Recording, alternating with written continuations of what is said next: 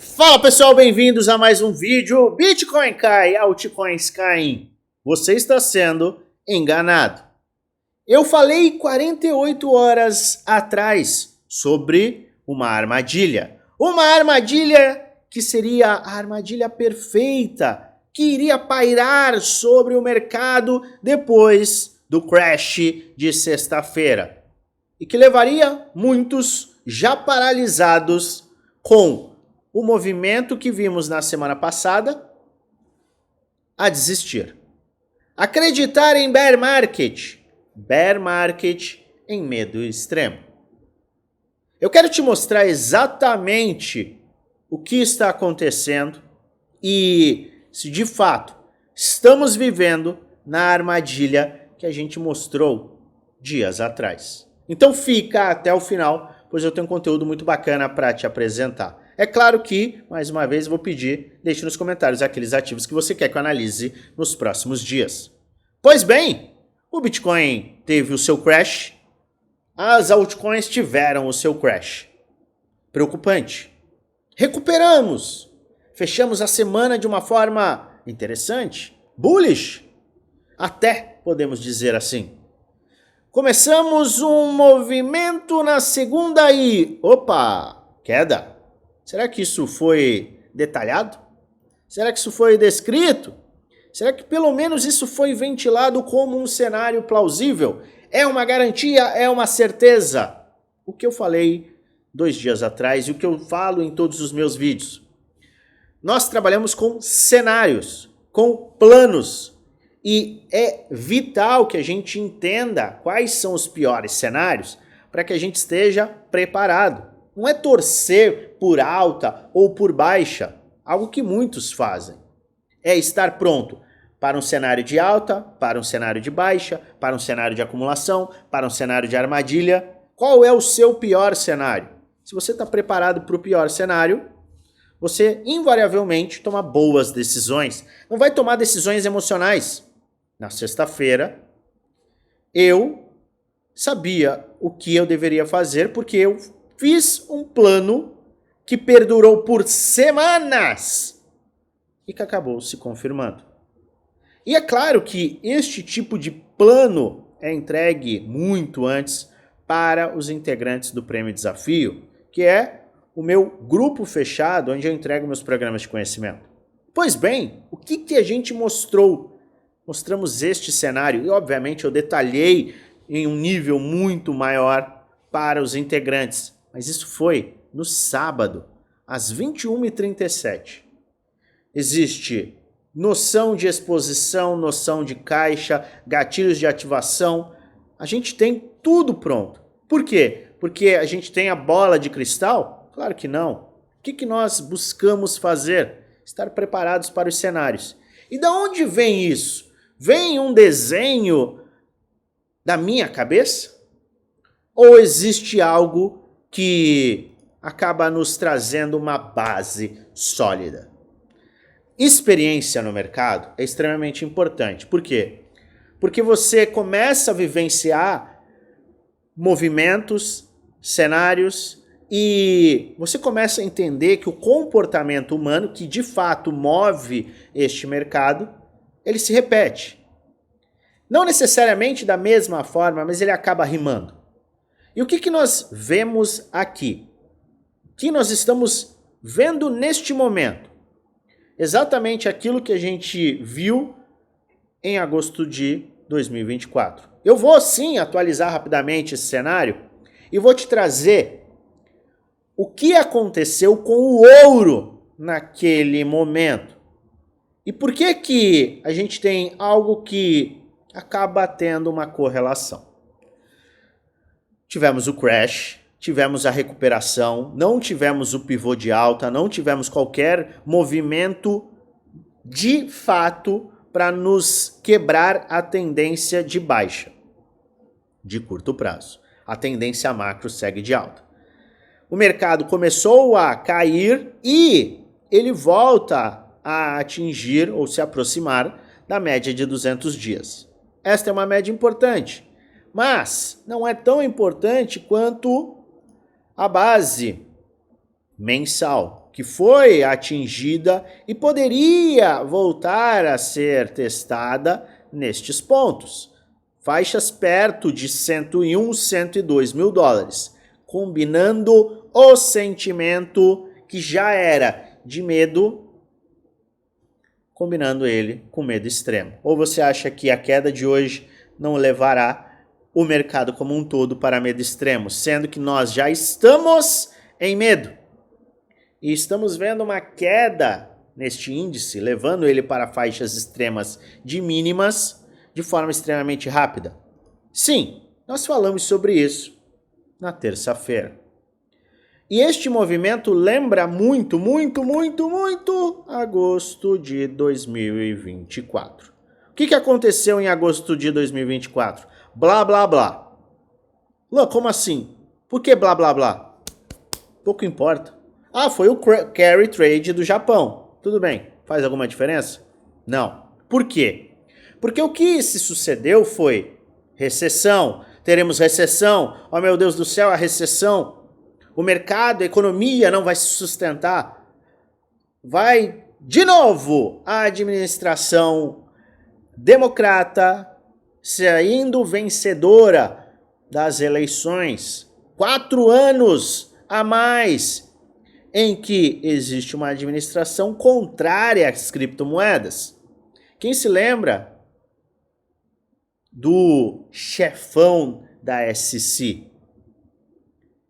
Nós vimos uma caçada às criptomoedas nos últimos anos. A SEC, que é como se fosse a CVM no Brasil, foi para cima das altcoins. Então, devo lembrar, o sentimento em relação ao mercado era horrível. Existia um medo de recessão. Existia quedas, obviamente a gente viu quedas no Bitcoin, quedas absurdas nas altcoins. O mercado começou a se recuperar, mas ele não teve força suficiente para romper. E a gente foi buscar um fundo ascendente, a gente foi buscar uma retração de Fibonacci, a gente foi buscar um ponto em que o mercado voltou a medo extremo. E aqui o medo era muito maior. Nós tivemos o crash. Meu Deus do céu, quem perdeu dinheiro perdeu, tivemos liquidações absurdas. Tudo o que a gente viveu na última sexta-feira aconteceu em agosto de 24. Acelerou. Opa, não acelerou tanto. Acelerou. Agora vai. Pumba. Ah, não acredito. Agora sim a gente vai para baixo. Agora sim a gente vai para o buraco. Agora é recessão, agora é crash. Nunca tivemos, e eu falei nessa época, eu quero que você volte nos vídeos. Eu falei nessa época que eu tinha comprado, que eu comprei, que eu aumentei a minha exposição, que eu comprei altcoins, fiz uma compra pesada de Bitcoin. Por quê? Qual era a base? Não existe topo em medo extremo. Ponto final.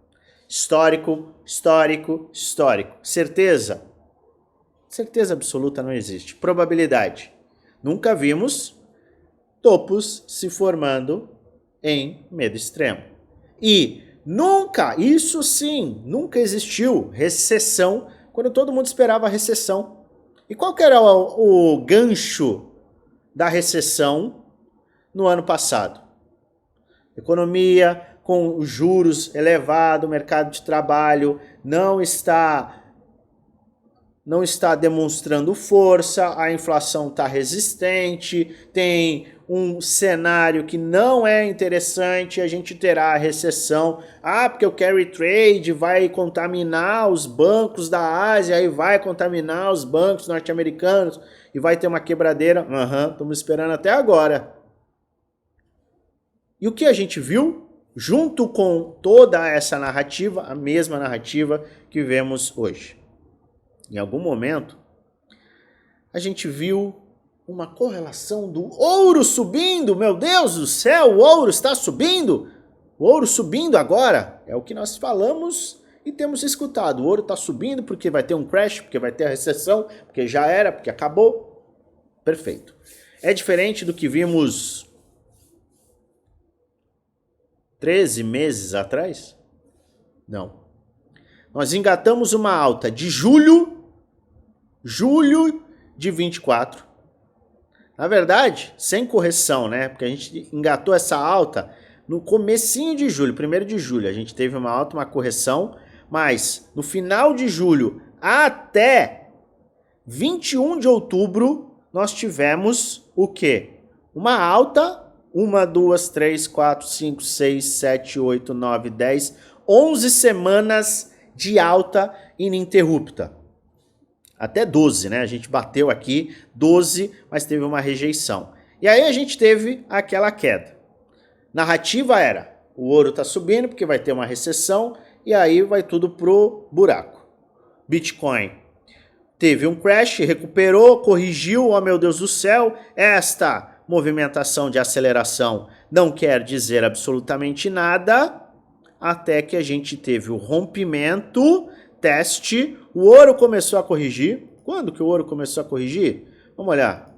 O ouro começou a corrigir exatamente, opa, aqui, no finalzinho de outubro, e aí a gente foi o quê? A gente foi pro espaço. Com Bitcoin, foi pro espaço. Com altcoins tivemos uma aceleração. Em um movimento simples de correção que durou 1, 2, 3 semanas. E aí lateralizou o ouro, tá? Este foi o movimento suficiente para trazer uma aceleração ridiculamente brutal no Bitcoin. Então, estamos falando de 100% no Bitcoin. O Bitcoin não é um ativo pequenininho mais.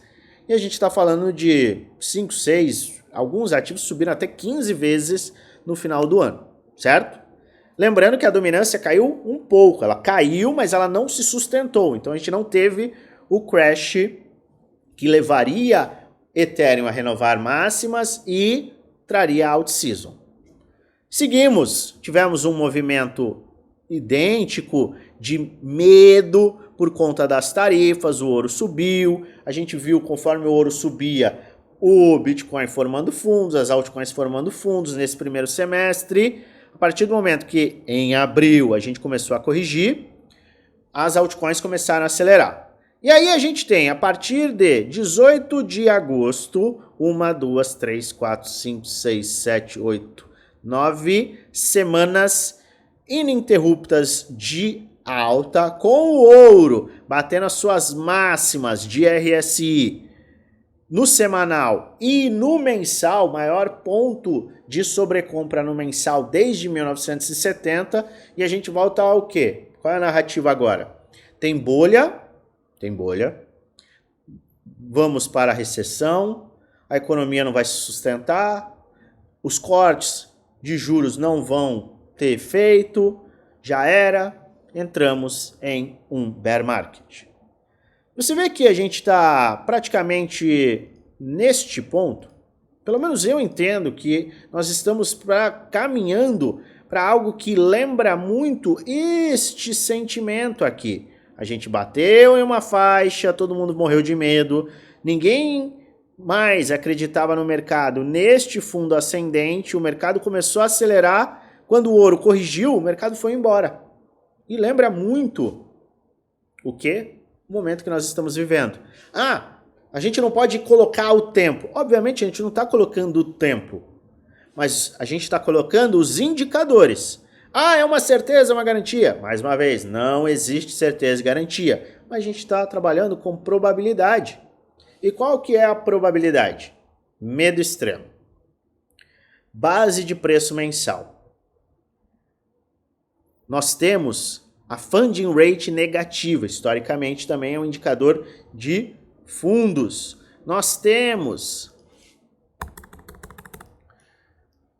a projeção econômica com mais 2 cortes este ano e nós temos também o fim do quantitative tightening. O que é isso? É o apertamento quantitativo. Um movimento que retira a liquidez do mercado e que agora entrará em seu fim. Ou seja, vai ter mais liquidez no mercado. O M2 global não para de subir. E nós temos este medo todo logo depois da maior limpa que o mercado já viu. A maior queda em um dia que o mercado já viu. Na minha tese de investimento, ser contraintuitivo é algo que tende a ser lucrativo. Por quê? Quando todo mundo fica com medo, é porque os ativos estão baratos, eles estão caindo. E você gosta de fazer compras quando está tudo barato ou quando está caro? Vamos falar de um Porsche 911. Você se interessaria em comprar um Porsche 911 por 600 mil reais ou por 1.200.000? É o mesmo carro. Vamos dizer que ele tem uma variação. É o mesmo carro. Você vai, de fato, comprar a 1.200.000, 1 milhão, ou vai ficar mais interessado em 600 mil? O que normalmente acontece no mercado é que as pessoas ficam eufóricas pagando 1.200.000 em um Porsche e ficam desconfiadas, com medo, com o mesmo Porsche, tendo a possibilidade de pagar 600 mil. Eu sei que é uma correlação fajuta, absurda, mas foi a que eu acabei de pensar. Eu estou indo como o contraintuitivo porque também 98% das pessoas perdem dinheiro. E a gente está vendo justamente o quê? A armadilha perfeita se firmando. Exatamente como a gente colocou dias atrás, apenas 48 horas atrás. Eu vou acompanhar o RSI, o medo extremo e faixas mais extremas para o Bitcoin, para que esse gatilho seja ativado. Vamos acompanhar, pois esse é o momento definitivo. Definitivo. Para quem vai colocar dinheiro no bolso e quem vai ficar de fora. Você mantém a sua visão bullish, entende este movimento como de armadilha ou não? Comente, eu quero saber sim a sua opinião. Lembrando sempre, este não é um vídeo indicando compra nem venda, é apenas um vídeo educacional, onde apresento aquilo que eu estou fazendo, que eu vou fazer, além de trazer alertas com base no gráfico, base histórica. Faz sua própria análise e investe com total responsabilidade, pois no final o único responsável por investir o seu dinheiro é você. E se não está inscrito ainda no canal, se inscreva. Nosso conteúdo é cumulativo e pode te ajudar bastante. Eu volto a qualquer momento com atualizações. Atualizações aqui e atualizações lá no nosso grupo geral do Telegram. Participe, segundo o link da descrição. Ele é gratuito, tem muito conteúdo bacana para você. Eu desejo a você uma maravilhosa semana de investimentos com muitos lucros no bolso.